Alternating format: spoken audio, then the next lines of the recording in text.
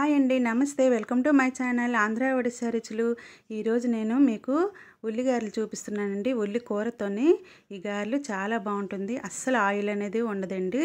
Oil ఎక్కువగా పీల్చుకోకుండా ఎలా చేయాలో చూపిస్తాను. చికెన్ కర్రీతో ఈ గారెలు చాలా అంటే చాలా బాగుంటాయండి. ఇవి ఎలా చేసుకోవాలో మీకు చూపిస్తాను. మేమైతే ఎక్కువగా ఈ పొట్టు మినపప్పునే వాడతామండి. ఇడ్లీకైనా, దోశలకైనా, గారెలకైనా. ఇవైతే హెల్త్కి చాలా మంచిది. కాస్త శ్రమ అయితే పడాల్సి వస్తుంది.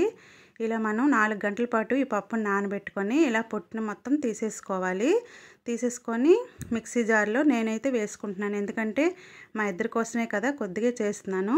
అందుకే మిక్సీ జార్లో వేస్తున్నాను. లేకపోతే పెద్ద గ్రైండర్లో వేసుకుంటే బాగుంటాయి. ఇంకా ఇప్పుడు చూసారు కదా, ఇలా ఆడించుకున్న ఈ ముద్దలో నేను క్యారెట్ తురుము వేస్తున్నాను. క్యారెట్ తురుము. ఇది ఉల్లి కూర అండి, స్ప్రింగ్ ఆనియన్స్ కాదు, ఇది ఉల్లి కూర.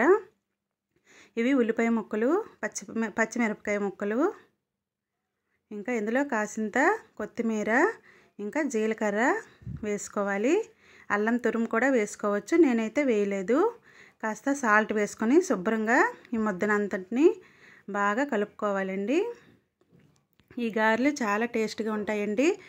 మనం ఈవినింగ్ స్నాక్స్ లాగా కూడా తినొచ్చు. వీటితో ఏమీ నంచుకోవడానికి లేకపోయినా కూడా ఉట్టి గారెలు కూడా మనం తినేయొచ్చు. చూసారు కదా, ఇలా కలుపుకోవాలి ముద్దని.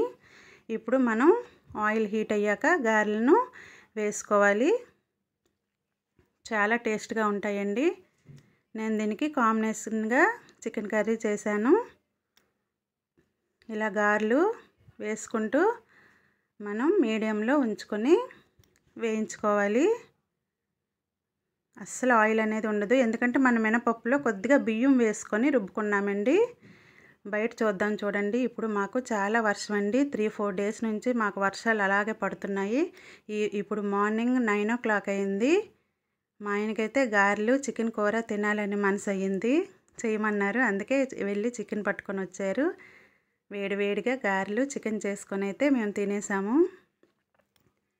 కంటిన్యూస్గా మాకైతే వర్షాలు అయితే 4 డేస్ నుంచి పడుతున్నాయండి. క్లైమేట్ అయితే మాకు ఎలా ఉంది. ఈ వింటర్లో వర్షాలు పడడం అంటే చాలా కష్టం, చాలా చలిగా ఉంటుంది. ఈ టైంలో మనం వేడివేడిగా ఇలా చేసుకొని తింటే చాలా అంటే చాలా బాగుంటాయండి. చూసారు కదా, గారెలన్నీ వేయించుకొని చికెన్ కర్రీతో మేమైతే ఇలా తినేసామండి. Thank you for watching.